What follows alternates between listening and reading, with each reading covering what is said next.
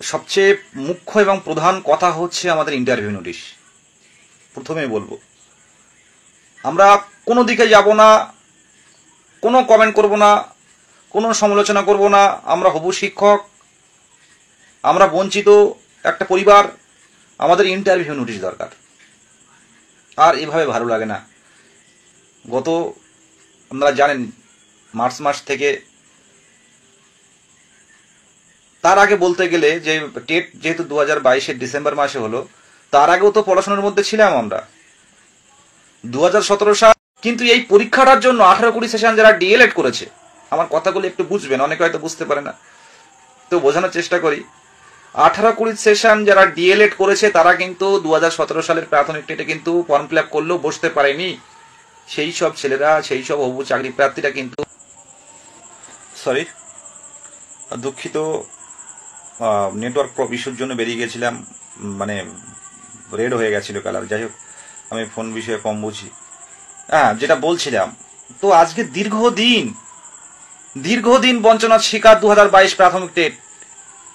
কেন হচ্ছে না? যেখানে 2014 সালের প্রাথমিক টেট সবাই রিক্রুটমেন্ট পেয়ে গেল, 2017 সবাই পেয়ে গেল, 22টা নিয়ে এত সমস্যা কিসে? এত সমস্যা কিসে? 22 স্বচ্ছ বলে কি এত এই অবহেলা? দিন দিন কিন্তু প্রত্যেকটা হবু চাকরি প্রার্থী বেকারত্ব, দারিদ্রতা, অভাব নিয়ে যারা বাড়ছে তাদের কিন্তু দিন দিন অসন্তোষ তৈরি হচ্ছে, মনে কিন্তু অসন্তোষ তৈরি হচ্ছে, অসন্তোষের দানা বাজছে। সরকার বিরোধী নয়, বারবার একটা কথা বললি, আমরা রাজনীতি করতে আসিনি এখানে। আমরা একটা দীর্ঘদিন একটা কথা বলছি, একটা বার্তা দিচ্ছি।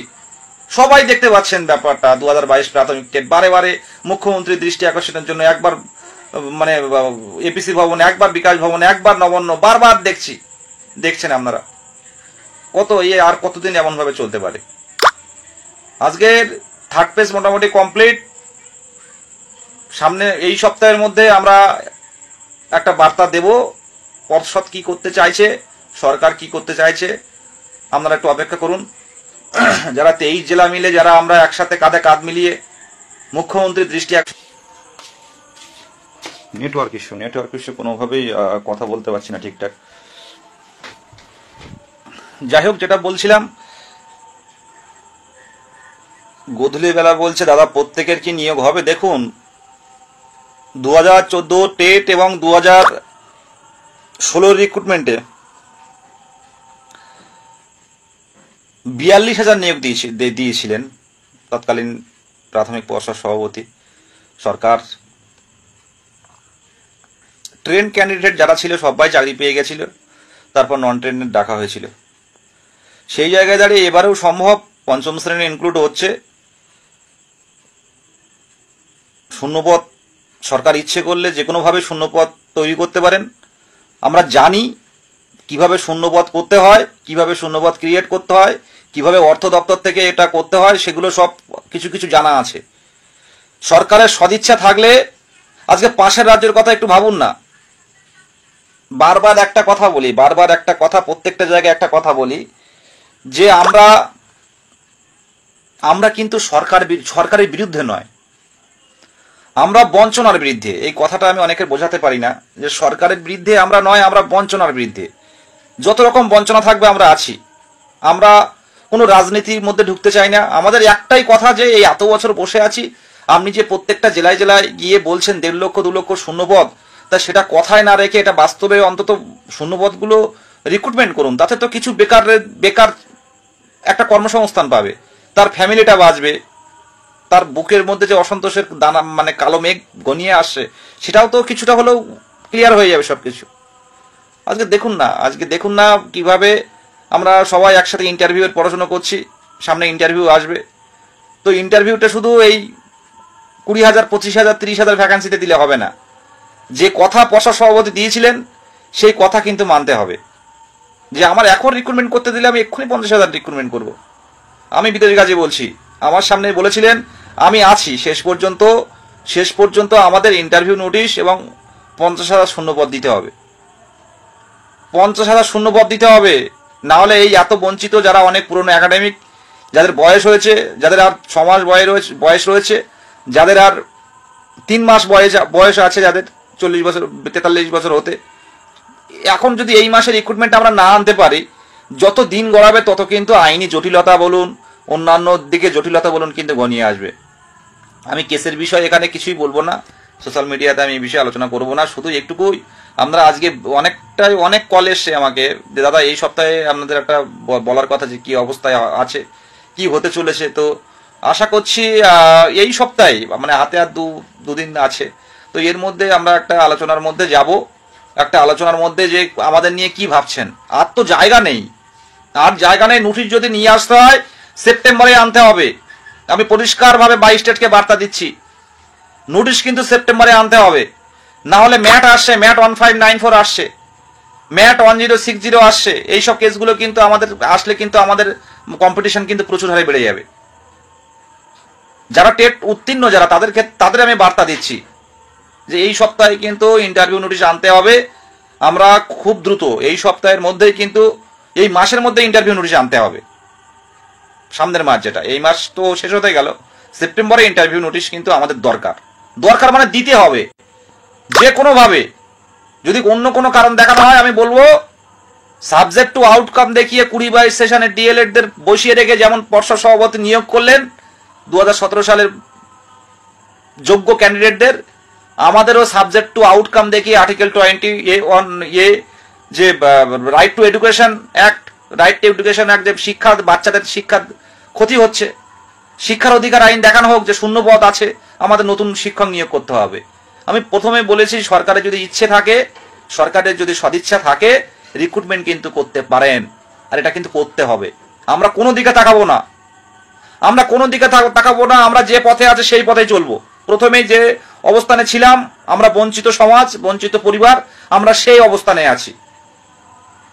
আমাদের মুখ্যমন্ত্রীর উপরে বিশ্বাস আছে যে 50,000 ভ্যাকান্সি দিতে হবে, এই বিশ্বাসে কিন্তু এগিয়ে যাচ্ছি আমরা। তার থেকে কিন্তু একটা ভ্যাকান্সি কম দিলে কিন্তু আমরা শুনবো না, পরিষ্কার ভাবে বলছি। পাশের রাজ্য বিহারে যান, বিহারে দেখুন কত বাঙালি চাকরি করছে সেখানে। আমাদের ম্যাডামরাও যাচ্ছে, দিদিমণিরাও যাচ্ছেন, অনেকে যান, ত্রিপুরায় যান, আসামে যান, পাশের রাজ্যে উড়িষ্যায় যান, দেখুন প্রাথমিকের টেট কোয়ালিফাই মানে নিয়োগ। সেখানে আমাদের রাজ্যে হবে না কেন? সবসময় প্রত্যেকটা ভারতবর্ষের যে কোনো ক্ষেত্রে, কি পলিটিক্যালি বিভিন্ন ক্ষেত্রে পশ্চিমবঙ্গ নাম্বার 1। নিয়োগের ক্ষেত্রে পিছিয়ে থাকবে কেন? কোনো আইনি জটিলতা নেই, পরিষ্কার বলছি। শুধু বলবো পাশে থাকুন, লড়াই কি করে করতে হয় করে দেবো প্রচুর। যাই হোক, আমার এটুকুই যে আমরা হবু শিক্ষক, আমরা কিন্তু সমাজের কাছে আমাদের দেখে কিন্তু সমাজ শিখবে। আমরা কিন্তু এতদিন মুখ সব রকম ভাবে চুপচাপ বসে আছি, চুপচাপ কিন্তু বসে, আমরা কিন্তু কোনো রাজপথে নামিনি। আজকে গত 1.5 বছর, আমি আজকে কথাগুলো অনেক মেপেই বলবো, গত 1.5 বছর থেকে 2 বছর মানে রাজপথে কোন ছাত্ররা ছিল?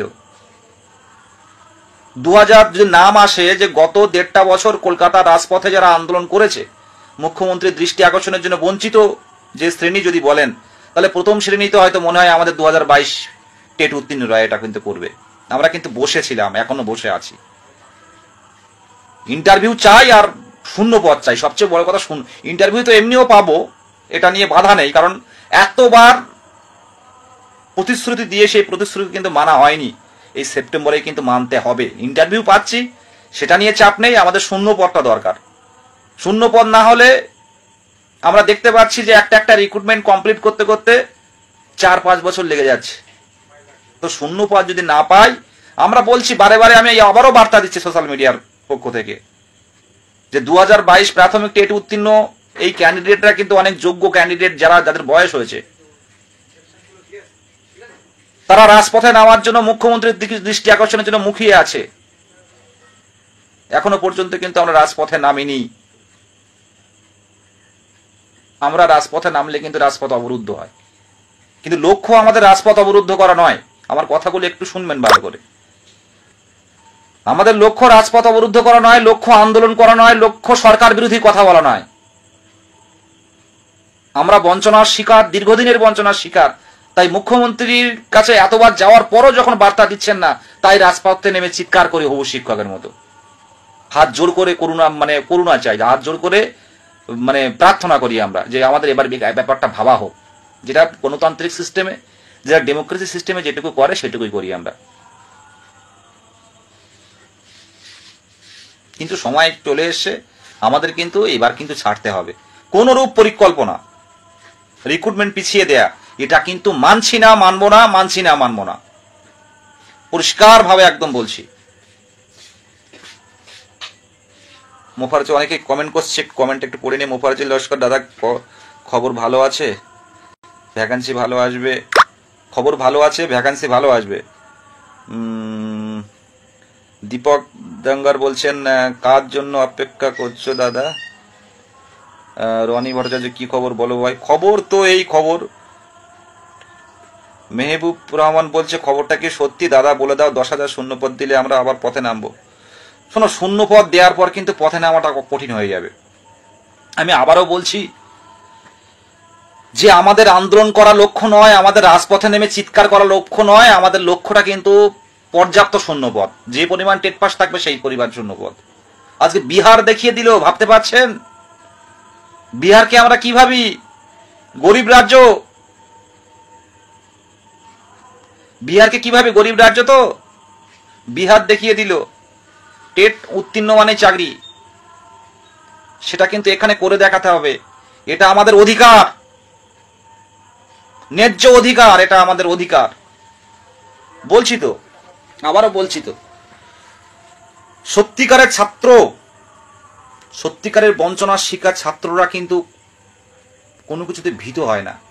আজকে দীর্ঘদিন যখন দারিদ্র সংসার আমাদের সামনে দেখছেন, আমাদের বাঁকুড়ার অতনু ভট্টাচার্য, কত অভাবের সংসার, মাদুলি তৈরি করেন, সেই মাদুলিটাও এখন এখন নতুন হয়েছে, সেই মাদুলিটাও এখন অন্যরকম মেশিন বেরিয়েছে, হাতের মাদুলিটাও আর করতে পারে না। তার সংসার, ব্রাহ্মণ, শুধু পুজো করে যেটুকু হয় সেইটুকুই সংসার চালায়। আমার লাইভ দেখছেন, আছে প্রচুর। এবার এমনই একটা পর্যায়ে চলে এসছি, আমরা না পারছি ছাড়তে, না পারছি অন্য পেশায় যেতে, কারণ আমাদের বয়সের অনেকটাই পেরিয়ে গেছে। ম্যাক্সিমাম 30, 32, 33, 34, 27, 28 এমন বয়স চলে এসছে। একটা কোম্পানির কাজ করতে গেলে এখন 25 বছর পার হয়ে গেলে কিন্তু কোম্পানি নিতে চান না, কাজ পাবেন না খুঁজে খুঁজে।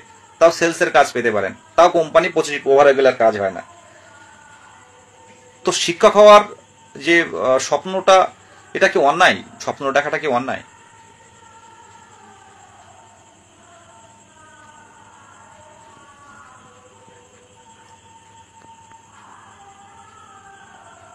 সাতাশ তারিখ এত আন্দোলনটা কিছু হলো না, আর আমরা 1000 জন মিলে কিলে। হ্যাঁ, মেহবুব রহমান মধ্যে 27 তারিখ এত আন্দোলন হলো, তাও কিছু হলো না। ইন্টারভিউয়ের দাবিতে কোনো আন্দোলন দেখিনি আমি ব্যক্তিগতভাবে কোনো সমালোচনায় যাব না, বিতর্কে যাব না।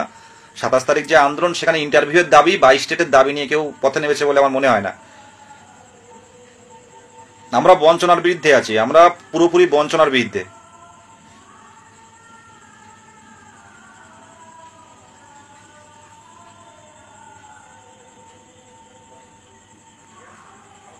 সবাই একটা কথা আমি দেখতে পাচ্ছি যে ভালো নিউজ, আমি বুঝতে পারছি না, অনেকে ফোন করছে, ভালো নিউজটা কি, কোথায়, কিভাবে, আমার কিন্তু ব্যক্তিগতভাবে জানা নেই।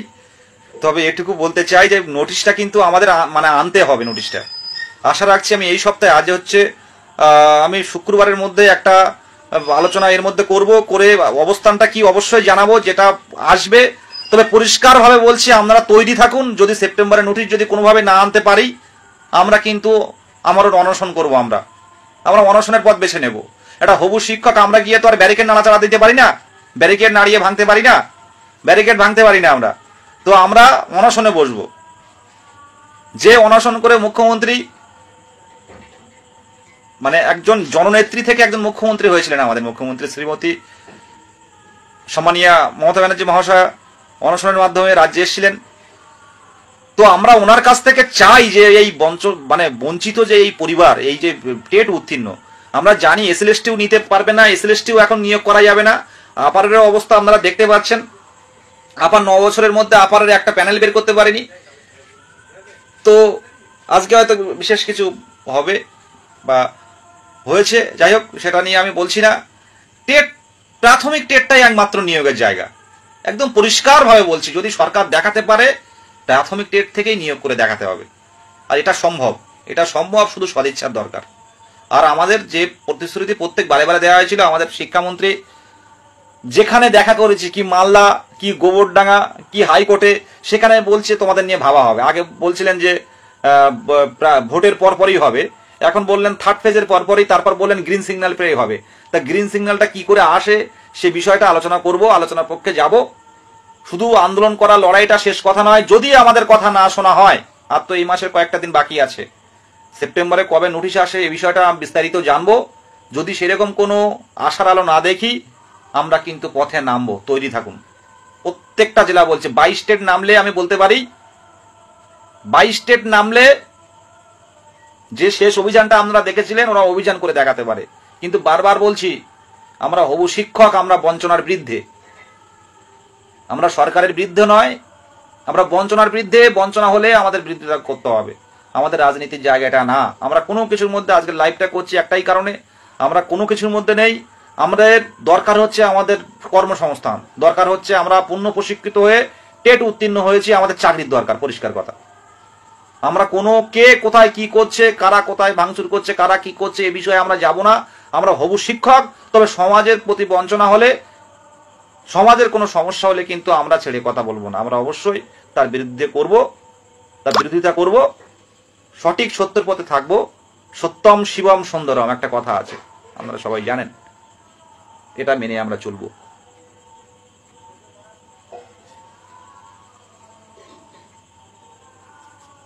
কারো কিছু জানার থাকলে বলতে পারেন, সব সময় তৈরি আছি দাদা সব রকম। সত্যজিৎ কাটুয়া দীঘা থেকে বলছেন, কষ্ট করে দীঘার থেকে আসেন আমাদের সত্যজিৎ, রাজলক্ষ্মী, এরা দীঘা থেকে আসেন শুধু একটা কর্মসংস্থানের জন্য, বারে বারে আন্দোলনে আসে রাজপথে। রনি ভট্টাচার্য, আপনি নিশ্চিত 70ই জয় হবেই? এমডি আলী 3রা সেপ্টেম্বর তারিখ আন্দোলনের ডাক দিয়েছে। বঞ্চনার বিরুদ্ধে অবশ্যই প্রত্যেকটা আন্দোলনে যেতে হবে। তো সেটা পরিকল্পনা কতটা নিয়ে পরিকল্পনা হচ্ছে, আমার কথাগুলো একটু বুঝবেন। বঞ্চনার বিরুদ্ধে অবশ্যই সবাইকে পথে নামতে হবে, এখানে জিজ্ঞাসা করার কিচ্ছু নেই। তবে পরিকল্পনা কারা করছে, একটা আন্দোলন নামতে গেলে তার কিন্তু আগে কিন্তু একটা পরিকল্পনা দরকার হয়, কারা করছে। একটা রাজপথে নামতে গেলে আগে পরিকল্পনা দরকার হয়, কারা করছে, কাদের পারমিশনে করছে, কিভাবে করছে, কোন সময় কোথায় জমায়েত হবে, সেখান থেকে কখন মিছিল হবে, কখন কি হবে, এটা একটা পরিষ্কার ধারণা কিন্তু সাধারণ চাকরি প্রার্থীদের কাছে দিতে হয়। কিন্তু সেই রকম কোনো কর্মসূচি বা সেই রকম কোনো পরিকল্পনা কিন্তু আমার কাছে অন্তত কেন 2022 প্রাথমিক টেট বা ডিএলএড ঐক্যমঞ্চের কাছে নেই। তবে বলছি যে বঞ্চনার বিরুদ্ধে কোনো আন্দোলন হলে অবশ্যই পাশে থাকুন, প্রত্যেককেই বলবো। আমাদের এখন আর সময় নেই হাতে, বঞ্চনার বিরুদ্ধে সমস্ত আন্দোলনের সাথে আছি, পাশে আছি।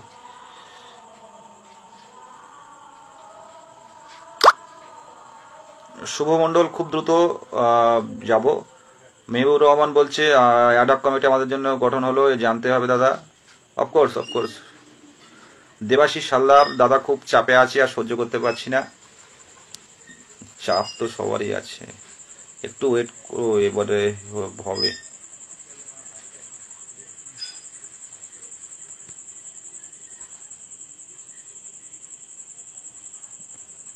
আপনারা কমেন্ট করতে পারেন যদি কারোর কিছু জানার থাকে। ফোন করছিলেন অনির্বাণ ভট্টাচার্য, যা করবো এই বছর, হ্যাঁ যা করতে হবে এই বছরেই করতে হবে। আর এবছর যদি রিক্রুটমেন্ট করতে হয়, সেপ্টেম্বরে কিন্তু নোটিশে আনতে হবে অন্তত পক্ষে। আমি তো বললাম সেপ্টেম্বরে যদি নোটিশে আসুক, পুজো আমরা ঘুরি, সব জায়গায় উৎসবটা উদযাপন করি, আনন্দ করি। তারপর আমরা পুজোর ছুটির পরপরই, কালী পুজোর পরে আমাদের ফর্ম ফিল আপটা হবে। ফর্ম ফিল আপটা হয়ে আমার মতে যদি 1 মাস 1.5 মাস দেরি হয়, হোক না, ক্ষতি নেই। কিন্তু আমাদের কিন্তু এই ম্যাট 1594, ম্যাট 1060, আর যারা এই বিএড যারা সার্টিফিকেট বাতিল হওয়ার কথা, তাদের সার্টিফিকেট সাবজেক্ট টু আউটকাম দেখিয়ে যারা পরীক্ষায় বসেছিলেন যে বিএড এর এই সার্টিফিকেট ভ্যালিড কি ইনভ্যালিড, এই কেসটার উপর নির্ভর করছে। পর্ষদ চুপচাপ বসে আছে, পর্ষদ চুপচাপ বসে আছে এই বিষয়টা নিয়ে। আমি পরিষ্কারভাবে বলছি, বিএড এর সার্টিফিকেট এখনো পর্যন্ত কেন পর্ষদ নোটিফিকেশন দিল না, এখনো পর্যন্ত নোটিশ জারি করলো না যে এই সার্টিফিকেট গুলো, এই নামগুলো ইনভ্যালিড, এই সার্টিফিকেট গুলো। এটা আমরা কোর্ট থেকে নিয়ে আসবো, খুব দ্রুত নিয়ে আসবো। কতজন পূর্ণ মানে ডিএলএড বিএড আছে এটা আমাদের দেখার কর্তব্য নয়, আমি বারবার বলছি। বিএড ডিএলএড যদি আপনারা জানতে চান কত সংখ্যক বিএড ডিএলএড আছে, আপনারা নির্দিষ্ট প্রসেসে আমাদের ইউটিউব চ্যানেলে গিয়ে নির্দিষ্ট প্রসেসে আপনারা দেখুন আরটিআই কিভাবে করতে হয়, সেখান থেকে বিএড ডিএলএডটা জানতে পারবেন। ফার্স্ট অ্যাপিল করুন, সেকেন্ড অ্যাপিল করুন, থার্ড অ্যাপিল করুন, যদি রিপ্লাই না পান আপনি কোর্টে রিট করে দিন, রিট পিটিশন করুন, সেখান থেকে জানতে পারবেন। কিন্তু আমাদের লক্ষ্যটা কতজন বিএড ডিএলএড আছে সেটা নয়, আমাদের লক্ষ্যটা বিএড এর সার্টিফিকেট বাতিল। আজকে বিএড কি করে বসলো আপনি একটু ভাবুন তো, একটু পিছনে যাচ্ছি আমি। বিএড এর বসার আগে কিন্তু পরিষ্কার ভাবে বলা ছিল, সাবজেক্ট আউটকাম দেখিয়ে নোটিফিকেশন দিয়ে বলা ছিল পরীক্ষা নেওয়ার আগেই, যে এই বিএডরা পরীক্ষায় বসছে এদের কিন্তু ভবিষ্যৎ নির্ভর করছে, বাংলায় বলছি, এই কেসটার উপরে, মধ্যপ্রদেশে বিএড ডিএলএড এর কেসটার উপরে। আজকে মধ্যপ্রদেশ কেসে যেটা বিএড পুরো ইনভ্যালিড হয়ে গেল প্রাথমিক থেকে, তারপরে কি করে পর্ষদ এখনো পর্যন্ত তাদের সার্টিফিকেট ভ্যালিড রাখলো? এই প্রশ্নটা আপনারা করুন তো, একদম ভাবুন তো একটু ভালো করে। যে যার বসার যোগ্যতা নাই প্রাথমিকে, যাদের বসার যোগ্যতা নাই, প্রাথমিকের যোগ্যতা হচ্ছে diploma in elementary education 24 month complete করতে হবে, করার পর আপনার বসতে হবে টিচার এলিজিবিলিটি টেস্টে। আজকে বিএড যখন ইনভ্যালিড হলো, তাহলে কি করে ওদের সার্টিফিকেটটা ঠিক থাকে? তাহলে তো নন ট্রেন্ড হিসাবে বসলো ওরা। এই কথাটা, প্রশ্নটা এখানে। 2022 সালে তো নন ট্রেন্ডটা ছিল না, ভালো করে বুঝুন একটু। 2022-এ নন ট্রেন্ড ছিল, তাহলে বিএড তো নন ট্রেন্ডে চলে যাচ্ছে, কারণ প্রাথমিকের ক্ষেত্রে নন ট্রেন্ড। তাহলে সার্টিফিকেটটা কি করে থাকে? পর্ষদ এখনো পর্যন্ত নোটিশ কেন দেয়নি? প্রশ্ন এখানে, আর সামনের দিনে প্রশ্নটা হবে। একটু অপেক্ষা করুন। শুনুন, মুখ বুঝে শান্তভাবে, হবু শিক্ষক, ভাবি শিক্ষক হিসেবে কিন্তু কোনো কথা বলি না, লিগালে যেটুকু কথা বলার কথা বলি। কিন্তু এবার যত দিন যাচ্ছে না, তত কিন্তু নিজের মধ্যে কিন্তু অসন্তুষ্ট, প্রত্যেকটা জনের মধ্যে কিন্তু অসন্তুষ্টতা কিন্তু বাড়ছে। আর সত্যিকারের ছাত্রদল, সত্যিকারের ছাত্রদল এই অসন্তোষটা যদি দিনের পর দিন বাঁধিয়ে রাখেন বা রাখা হয়, তাহলে কিন্তু আটকে রাখা যাবে না। অনুরোধ,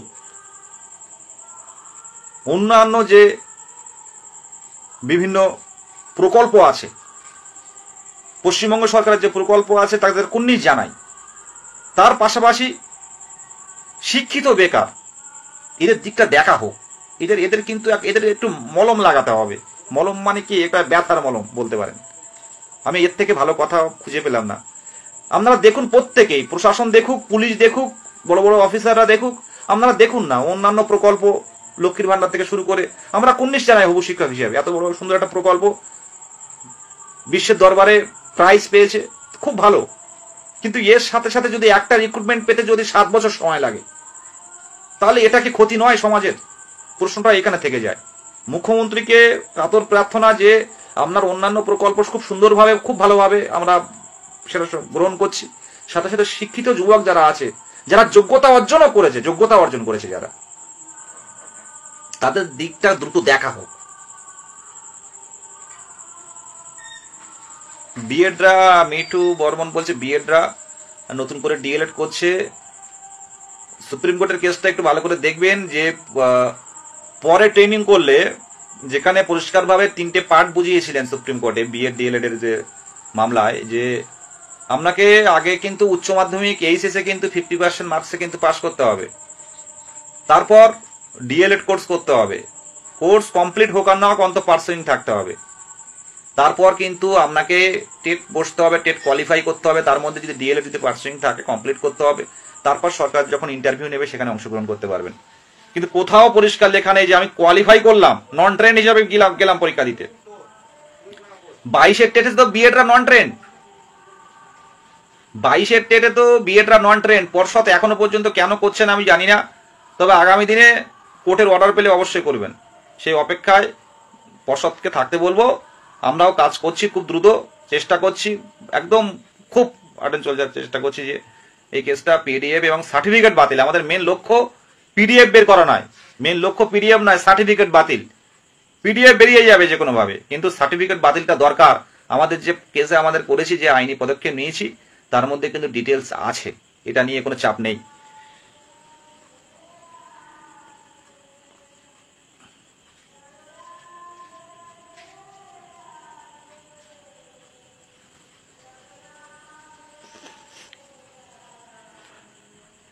যদি কারোর কিছু জানার থাকে কমেন্ট করতে পারেন, অনেকে করছে। নোটিশ আসবে কি? সরকার চাইলে কাল নোটিশ দিতে পারে, হ্যাঁ এটা এখন দিতে পারে।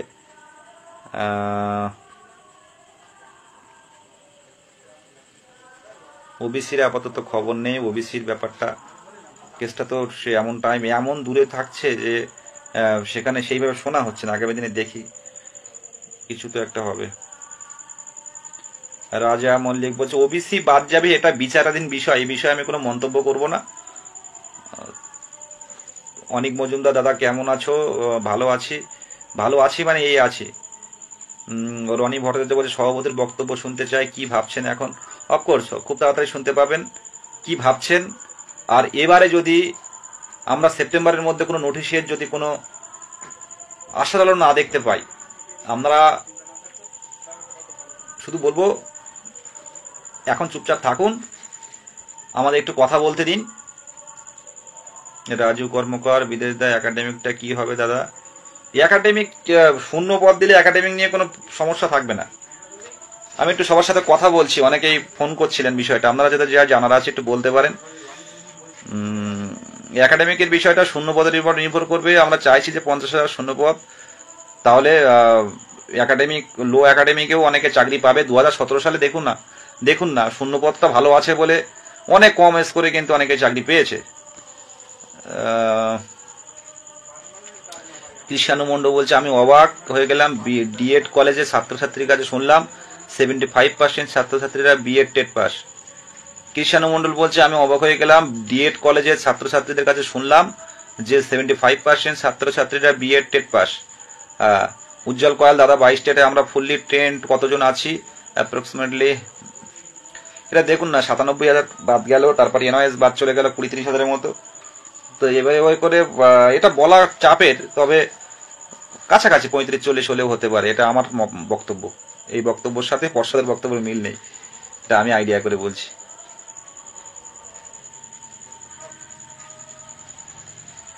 রুবিনা ইয়াসমিন বলছেন ওবিসি দিয়ে যারা পাশ করেছে তারা কি ভাইবা দিতে ওবিসি হিসেবেই দেবে? স্যার আমি এই বিষয়ে বলবো যে যেহেতু বিচারাধীন বিষয়, রাজ্য সরকারের অবশ্যই লক্ষ্য আছে যে এই ওবিসি বাতিল হওয়া মানে একটা বহু সংখ্যক কিন্তু বঞ্চনার শিকার হবে। তো দেখা যাক, মহামান্য আদালত, শীর্ষ আদালতের দিকে আমাদের তাকিয়ে থাকতে হবে। ন্যায্য বিচার পাবে, ন্যায্য বিচার হবে, এই অপেক্ষায় আমরা থাকবো। রনি ভট্টাচার্য বলছে কোনো কিছু মানতে পারছি না, আমার বয়স শেষের দিকে। এরকম কি আর করা যাবে। আউটস্পোকেন দাদা অনেক মজুমদার বল দাদা তুমি আমাদের শক্তি, তুমি সবার আলো অলঙ্কার, সবাইকে এগিয়ে আসতে হবে।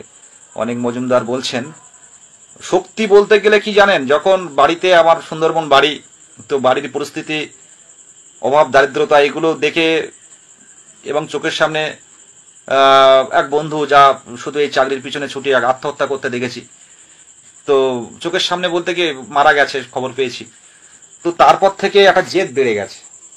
সত্যি কথা বলতে জীবনের মূল্যবান সময়টা কিন্তু আমাদের এইভাবে চলে যাচ্ছে।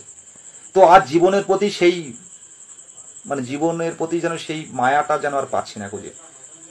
আমার মতো এরকম অনেকেই আছেন যারা দেখুন এই বয়সে এখন কি করার দরকার আমাদের, এখন কি লাইভ করার দরকার, এখন কি লাইভ করার কাজ আমাদের? এগুলো কি জানেন তো, এগুলো যখন আমরা এই কথা বলছি তখন মনে হয় যে এগুলো স্বাভাবিক মনে হয়, কিন্তু দেখবেন যখন সেই মানুষটা থাকে না, যে মানুষটা এই রাজুগাজি মারা গেল, তো চলে যাওয়ার পর সংবাদ মাধ্যম থেকে শুরু করে কত মানুষের সহানুভূতি, কত মানুষের তার বিষয়ে কথা আমি জানতাম এই ওই, কিন্তু একটা মানুষ থাকাকালীন যে এই কত ছেলে মেয়েরা, কত চাকরি প্রার্থীরা যারা টেট উত্তীর্ণ হয়ে বসে আছে, তাদের মধ্যে কিন্তু একটা ভালো রকম অবসাদ, ভালো রকম ডিপ্রেশন কাজ করছে। আমাদের শারীরিক স্বাস্থ্যের পাশাপাশি কিন্তু আমাদের মানসিক স্বাস্থ্যটা ভালো রাখা কিন্তু জরুরি, কিন্তু সেটা কি রাখতে পারছি আমরা? বলুন তো একটু ভালো করে নিজের কাছে প্রশ্ন করে। শারীরিক স্বাস্থ্যের পাশাপাশি মানসিক স্বাস্থ্যটা কিন্তু আমাদের জরুরি বাজার ক্ষেত্রে। বিলকিস খাতুন বলছেন দাদা ওই রকম বলবেন না, আশা হারাবেন না, সব অফকোর্স। রাজু কর্মকবিদের একাডেমিকটা কোনো চেঞ্জ হতে পারে, পাশের নতুনদের এইচএস পাস, এটা একটা ভাববার বিষয়। যারা করোনার সময় পাস করেছে, এগুলো একটা ভাববার বিষয়। দেখা যাক পর্ষদ কি করে। পর্ষদ তো একটাই কথা বলে যে কেউ বঞ্চিত হবে না, কেউ বঞ্চিত হবে না। তো কিভাবে বঞ্চিত হবে না সেটা একটা দেখার বিষয়। এই বিষয়ে একটু বিস্তারিত আলোচনার প্রয়োজন আছে। প্রাথমিক পর্ষদ, শিক্ষা দপ্তর কি করতে চাইছে, আশা রাখছি কি করতে চাইছেন ওনারা এই বিষয়ে আলোচনা করবেন আমাদের সাথে। আজকে কতবার গেছি পর্ষদে, কতবার গেছি আমরা পর্ষদে, এবং শুধু মুখ দেখাতে নয়, আমরা সমস্ত এভিডেন্স আমাদের যারা আছে, ঐক্যমঞ্চ হাফিজুর রহমান থেকে শুরু করে মোহিত আছে, আমাদের পার্থ অদিতি থেকে শুরু করে, আমাদের উত্তরবঙ্গের সাধন থেকে শুরু করে, আমাদের মালদার প্রসেনজিৎ, দক্ষিণ দিনাজপুর কবিরুল খৈরুল, প্রসেনজিৎ মালদার, মুর্শিদাবাদের হাকিম শ্রীকান্ত, অলিউল ভাই, রনু ভাই, আমাদের হাওড়ার মলি ম্যাডাম, শুভজিৎ পাখিরা, আমাদের পূর্ব মেদিনীপুরের রাজলক্ষ্মী, পশ্চিম মেদিনীপুরের আশিস, আমাদের আশিস শফিউল্লাহ, আমাদের দক্ষিণ চব্বিশ পরগনা সুভাষ, অনিমেষ, হাফিজুর রহমান, উত্তর চব্বিশ পরগনা পার্থ থেকে শুরু করে, মোহিত থেকে শুরু করে, আমাদের লাইভে আসলো নন্দিতা থেকে শুরু করে সোয়াজ হেসেল, এই পূর্ব বর্ধমানে আমাদের ইন্দ্র, কার্তিক, সদানন্দ দাদা আমার সিনিয়র, এবং মা কি বাদ চলে গেল। এই 23টা জেলা কিন্তু আমরা সংঘবদ্ধ, 23টা জেলা পুরোটাই সংঘবদ্ধ। সবার কষ্ট কিন্তু আমাদের শুনতে হয়, আর সে কষ্ট অন্যরকম লাগে, আর ভালো লাগে না। দিন দিন প্রেশারটা অনেকটাই বেড়ে যাচ্ছে। মাসুদ মল্লিক দাদা আন্দোলনের ডাক দিন। আমি এর আগেও বলেছি যে আন্দোলনটা আমাদের লক্ষ্য নয়, আমাদের আলোচনার প্রয়োজন আছে এবারে, সেই কারণে আলোচনাটা দরকার। রুবিনা ইয়াসমিন, স্যার আপনি আমাদের বর্ষা এখন 2022 স্টেট পাস, আমরা সবাই ভীষণভাবে বঞ্চিত, যেভাবেই হোক নোটিফিকেশন আমাদের আনতে হবে, আমরা সবাই একসাথে লড়বো স্যার। একদম, থ্যাংক ইউ রুবিনা ম্যাডাম। হ্যাঁ, বাঁকুড়া আছে, বাঁকুড়ায় আমাদের অর্ক ত্রিদীপ্ত আছে, বর্ধমান, পূর্ব বর্ধমানে আমাদের ইন্দ্রজিৎ, কার্তিক, পশ্চিম বর্ধমানে আমাদের অক্ষয় আছে। হ্যাঁ, পুজোর আগেই সেপ্টেম্বর মাসের মধ্যে আমাদের কিন্তু ইন্টারভিউটা আনতে হবে একদম। দেবী দত্ত কান্নাকাটি করছে। শম্ভু পর্বন দাদা আন্দোলনের ডাক দিন। আগে একটু আলোচনা করি আমরা কি বলতে যাচ্ছে। রনি ভট্টাচার্য বলছেন 17 নিয়োগকে ইচ্ছাকৃতভাবে দেরি করছে কমপ্লিট করতে। হ্যাঁ, হুগলির বিষয়টা বাদ গেছে। হুগলি আমাদের অর্পণ মুখার্জি 2017 সালে খুব কম নাম্বারের জন্য হয়নি, খুব কষ্টে আছে।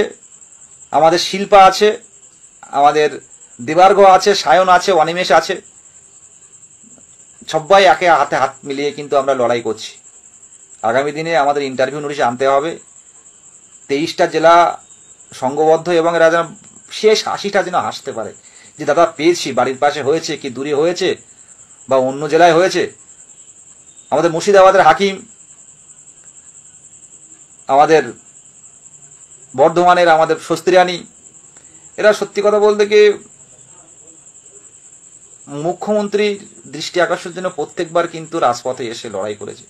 যারা কোনোদিন বাড়ি থেকে বের হয়নি, যেসব বোনেরা কোনোদিন বাড়ি থেকে বের হয়নি, তারা কিন্তু মুখ্যমন্ত্রীর দৃষ্টি আকর্ষণের জন্য সেদিন কিন্তু মিছিলে বৃষ্টিতে ভিজেছিলেন। সত্যিকারের ছাত্র আন্দোলন। কোনো ছাত্র কিন্তু বৃষ্টির থেকে কিন্তু বেরিয়ে যায়নি, বৃষ্টি ছেড়ে কিন্তু বেরিয়ে যায়নি। সেই ভিজে গায়ে, পুরো জামা কাপড় ভিজে অবস্থায় কিন্তু ঘন্টার পর ঘন্টা পাড়ি দিয়েছে। ওই ভিড় ট্রেনে ভিজে জামা কাপড় গায়ে দিয়ে পায়ের সুটা পর্যন্ত ভিজেছিল সেদিন। এগুলো বলতে হয়তো কেমন লাগছে, কিন্তু এটা একটু অনুভব করুন, একটু অনুভব করুন যে ভিজে গেছেন, কলকাতা এসছেন, বাড়িতে যাওয়ার সময় একটু শুকনো ড্রেস অন্যরকম, একদম ফুল ভিজে গেলেন, শু ভিজে গেছে, জামা কাপড় সব ভিজে গেছে, ব্যাগও ভিজে গেছে।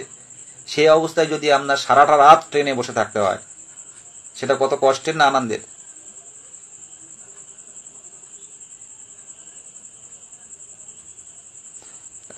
সাবির মল্লিক বলছে, ভাই দাদা টেট 23-এ রেজাল্টটা দেরি হচ্ছে কেন? এ বিষয়ে কিছু বলার নেই। 23-এ রেজাল্ট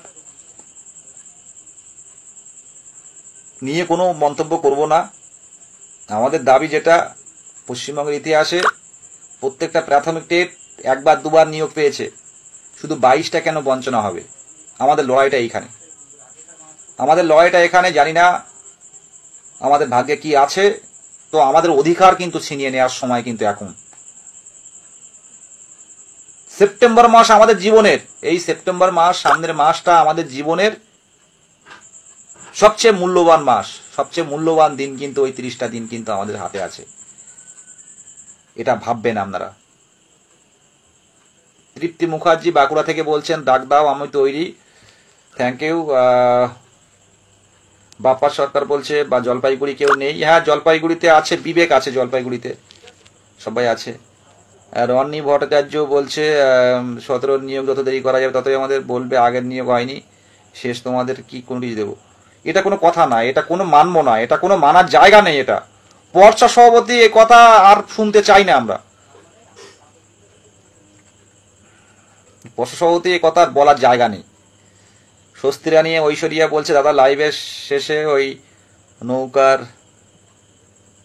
নৌকার মেবি টাইগার মনে পড়ছে না, সেই গল্পটা বলবেন প্লিজ। ভুলে গেছি।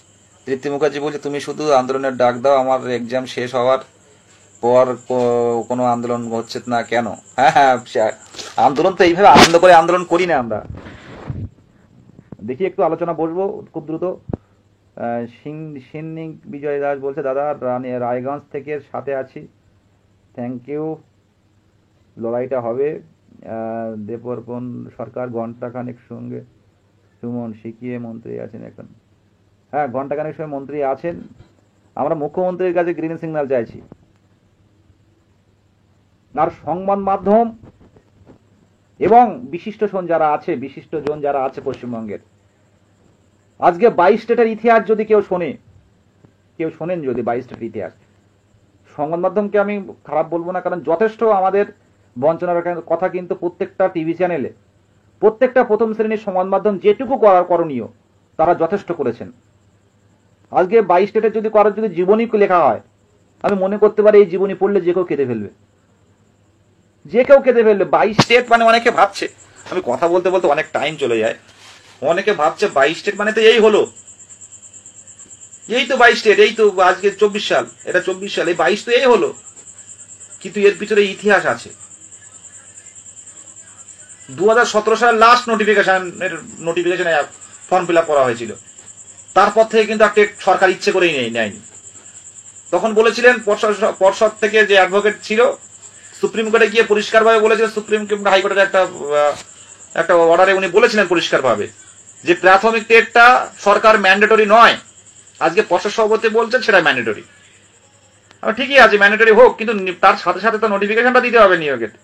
এখানেই কথা, এটাই লড়াই।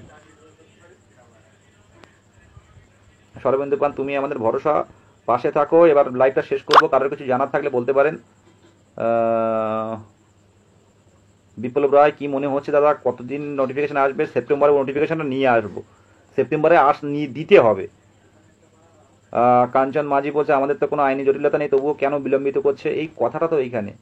কারোর যদি কিছু জানার থাকে, লিলুফা ইয়াসমিন, সোনালি ডায়রা বলছে, আমাদের এমন অবস্থা না পারবো অন্য হ্যাঁ একদম সোনালি দেবী ম্যাডাম, আমি সেটাই বলছিলাম যে আমাদের যারা বয়স পেরিয়ে এসেছি তারা অন্য এখানে ঢুকতে পারছে না, এই অপেক্ষায় দিন কাটছে। আমাদের বাঁকুড়া থেকে ত্রিদীপ্ত এসছে। বাপ্পা হাসান বলছে, বিএড টেট সার্টিফিকেট বাতিলটা না অন্য কিছু ভাবো, এটা দরকার, এটা নিয়ে কিছু ভাবো। এটা ভাবা অনেক আগে আছে, শুধু কেসটা একটা হিয়ারিং দরকার আছে। রাইহান বলছে, নোটিফিকেশন দেওয়ার পর কি ম্যাট 1594 এফেক্ট পড়বে? নোটিফিকেশন চলে আসলে আশা রাখছি কোনো এফেক্ট পড়বে না, কিন্তু আগে চলে আসলে ওরা আগে কিন্তু নোটিফিকেশন আসার আগে যদি ম্যাট 1594 এটা আটকানো সম্ভব হবে না একটা টাইমে গিয়ে। চেষ্টা করব পিছিয়ে দেওয়ার আমাদের আইনি লড়াই থেকে করে। তো ম্যাট চলে আসলে ম্যাট কিন্তু আগে ওরা রিক্রুটমেন্ট চাইবে, কারণ 6টা নাম্বার তো অবশ্যই ভুল আছে। তো এই 6টা নাম্বার পেয়ে যখন আসবে, ওদিকে 14 আর এদিকে 24, এই 10টা বছর ওরা বঞ্চিত ভেবে দেখে হাইকোর্ট থেকে হয়তো অর্ডার বের করবে যে আমরা সত্যিকারের বঞ্চিত, আমরাই, আমাদের নিয়োগ নোটিফিকেশন দেওয়া হোক। সেই জন্য ম্যাটটা আমাদের কাছে কিন্তু একটা শত্রু, মানে ম্যাটের কেউ শত্রু নয়। ম্যাট 1594টা যে কোনো প্রকার আটকাতে হবে। আরে যে টেটের কোনো মানে ওয়েবার নাই, যে টেটের কোনো মানে যে টেটে পুরো শিক্ষা দপ্তর জেলে। আমি জানি না কাকে অভিযুক্ত কি অভিযুক্ত না, এই বিষয়টা আমার জানানোর প্রয়োজন নেই, কিন্তু যেটুকু দেখতে পাচ্ছি সমাজের একটা নাগরিক হিসাবে, সেই টেটে আবার কি করে এগোবে? সেই টেটে কি করে 6 নাম্বার দেবে? আগামী দিনে আসি শুধু বললো পাশে থাকুন, ফান্ডিংটা করুন ওই কমাঞ্চের নির্দিষ্ট অ্যাকাউন্টে, যাতে লড়তে সুপ্রিম কোর্টে যখন যাওয়া যায় 23 জেলা মিলে সব ঠিক হয়, সাধারণ চাকরি প্রার্থীদের মিলেই সিদ্ধান্ত নেওয়া হয় সামনের দিনে কি করব বা কি করব না। সৌর সরকার দাদা শুনলাম প্রশ্নভুল মামলা শেষ না হলে নাকি নোটিশ আসবে না, এটা পুরো ভুল বললে। 2014 প্রশ্নভুল মামলা ছিল, 2014 রিক্রুটমেন্ট হয়নি। প্রশ্নভুল মামলার সাথে রিক্রুটমেন্টের কোনো রিলেশন নেই। প্রশ্নভুল তো এই প্রথম না, প্রশ্নভুল এর আগেও হয়েছে, রিক্রুটমেন্টও হয়েছে। 17-এরও প্রশ্নভুল আছে, রিক্রুটমেন্ট হয়েছে। 14-এরও প্রশ্নভুল আছে, রিক্রুটমেন্ট হয়েছে। 22-এরও প্রশ্নভুল হবে, রিক্রুটমেন্টও হবে। এটা কোনো চাপ নেই, এটা বিষয় নেই। রং কোশ্চেন মামলার সাথে রিক্রুটমেন্ট নোটিফিকেশনের কোনো রিলেশন নেই।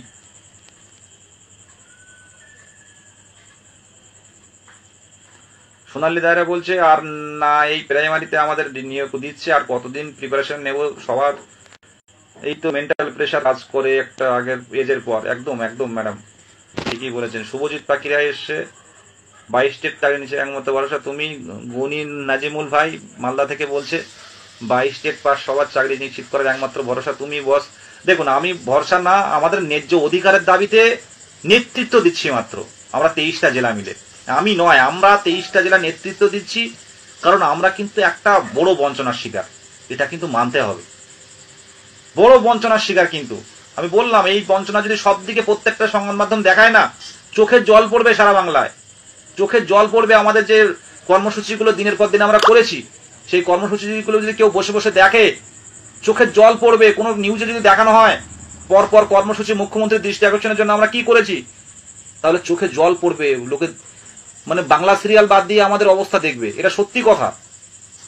খোলা আকাশের নিচে রাত কাটিয়েছি, খোলা আকাশের নিচে করুণাময়ী বাস স্ট্যান্ডের সামনে বড় বড় বাস যাচ্ছে আসছে, সেই খোলা আকাশের নিচে রাত কাটিয়েছি।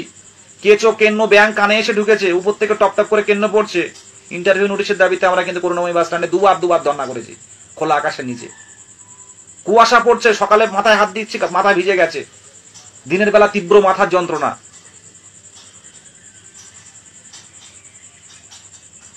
ভাবুন তো, আজকে শিক্ষক হওয়ার স্বপ্ন বলে কি এই কষ্ট?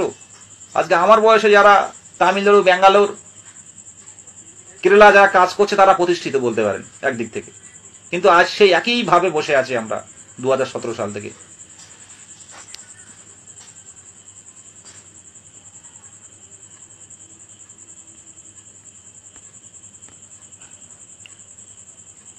দাদা শুনছি 24 নোটিফিকেশনের সঙ্গে শুনছি টেট 24 নোটিফিকেশন, হ্যাঁ নোটিফিকেশন আসতে পারে, 24-এর টেট হতেই পারে, এটা কোনো চাপ নেই। আবারও বলছি 24-এর টেট হবে, 24-এর টেট কিন্তু হবে, হতেই পারে। এবার থেকে পর্ষদ প্রত্যেক বছরই টেট নেবেন।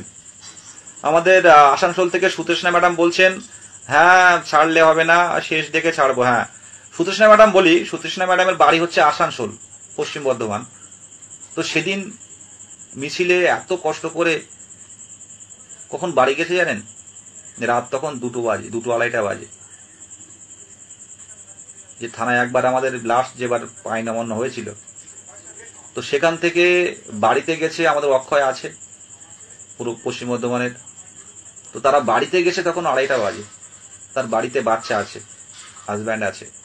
ভাবুন তো, একটাই কথা যে সে প্রতিষ্ঠিত হতে চেয়েছে, সে মেয়েটা স্বনির্ভর হতে চেয়েছে, তার অন্যায় এটা। অন্যায় কি প্রশ্ন আপনারাই করুন। আমি সৌম্য বলছে টেট 24 আগে নোটিশ কি আসতে পারে? দেখুন টেট 24, 25, 26 নি, কিন্তু 22-এর আলাদা নোটিফিকেশন থাকবে এবং সেটা দিতে হবে পরিষ্কার ভাবে বলছে। 25 সালের টেট নিক, কিন্তু 22-এ যারা টেট উত্তীর্ণ, পূর্ণ প্রশিক্ষিত টেট উত্তীর্ণ, তাদেরকে নিয়ে ইন্টারভিউ হবে, হতে হবে মানে হতে হবে, এটা হতে হবে। আমার সামনে কোনো বড় অফিসার এইসব বিষয় প্রাথমিক শিক্ষাতে যারা আছেন, কথা বলুন, পরিষ্কারভাবে বলে দেবো, পরিষ্কারভাবে গুছিয়ে সুন্দরভাবে বলবো যে 22কে কেন আলাদা ইন্টারভিউ নোটিফিকেশন দিতে হবে এবং কেন 50কে ভ্যাকান্সি দিতে হবে, কেন দিতে হবে, এই বিষয়টা আমি গুছিয়ে পার্ট ইনফরমেটিভ ভাবে আমি বুঝিয়ে দেব, তাতে ওনারা সন্তুষ্ট হবেন।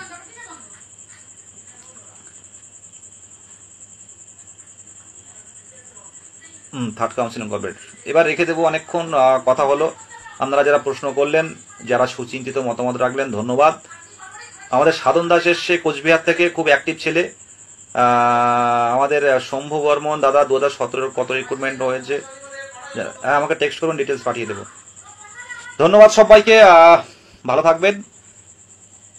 সোনালী দায়ের সুতেশ না, হ্যাঁ ভালো থাকবেন সবাই, টাটা, শুভরাত্রি। আমাদের লক্ষ্য কিন্তু যে করে হোক আর কিন্তু আমাদের সময় নষ্ট নয়, এবার সেপ্টেম্বরে নোটিফিকেশন চাই, পরিষ্কারভাবে বললাম। ভালো থাকবেন সবাই।